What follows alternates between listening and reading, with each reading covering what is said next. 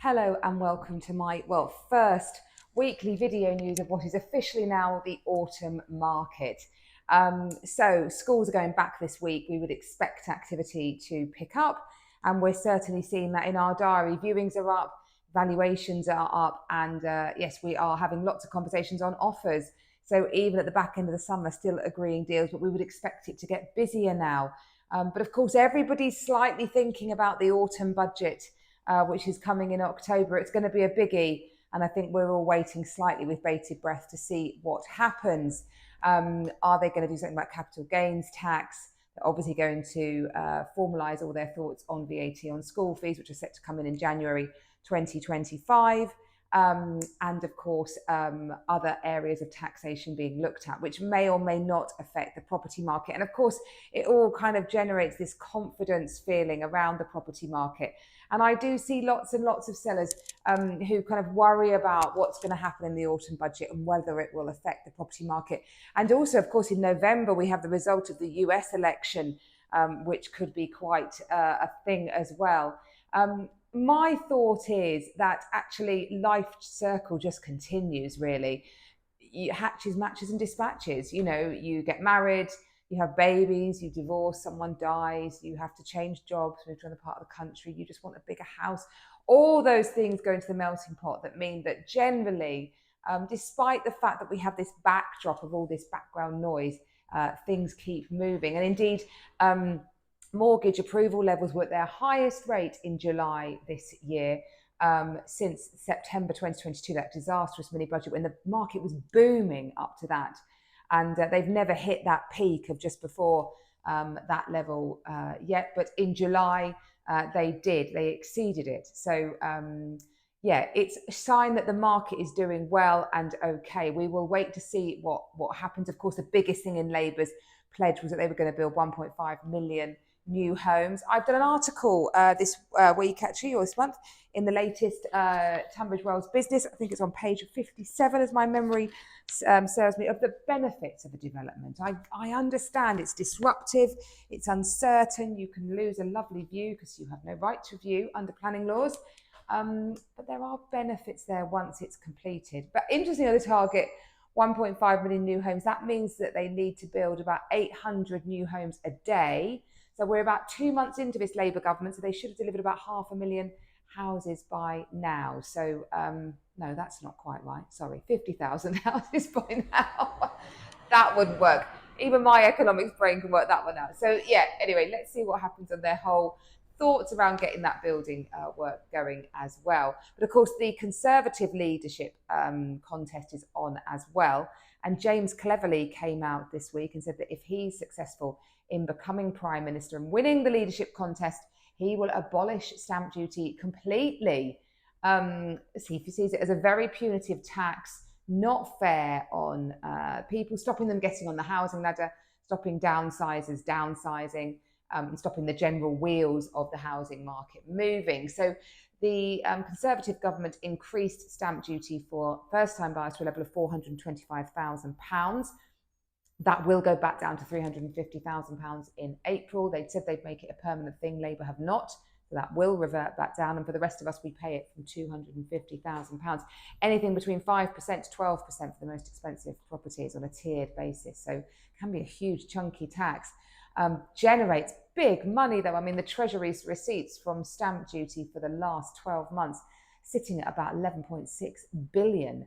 If you look at the peaks of the market over 2021, when those stamp duty savings were of course in place, you could save some stamp duty. It's still generated over 15 billion of receipts. How will that hole be filled if he abolishes stamp duty? It's always the question we need to be asking, isn't it? But let's see what happens on that.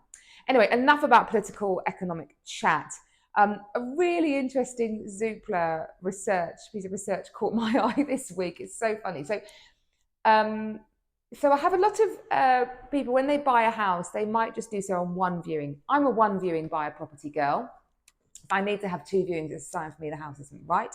And I generally know within about 2 minutes of walking through that door whether it's going to be right or not for me. I have a very, very supportive husband who tends to agree, sometimes puts his foot down very strongly and says no, but generally trusts my thoughts on how something could be better, because I'm a serial renovator builder, as you all know. So I'm always looking at the project and what it could be and taking walls down, etc. Anyway, that spooks a lot of sellers. You get sellers who say, how on earth could someone buy a property so quickly in 20 minutes or so in only one viewing? But trust me, there are just as many of those as need 2, 3, 4, 5 viewings. And yeah, Zoopla came out with this really interesting piece of tech. What they did was, on a heat map, they looked at where viewers' eyes fell on a viewing, because they worked out that the average time that's taken to decide whether you want to buy a house is under 20 minutes. And in some cases, it can be under a minute per room. So they just wanted to see, what do buyers get distracted by? And the results are finding, basically, they're not looking at the really important things like walls, ceilings, radiators, water pressure, lofts, roofs.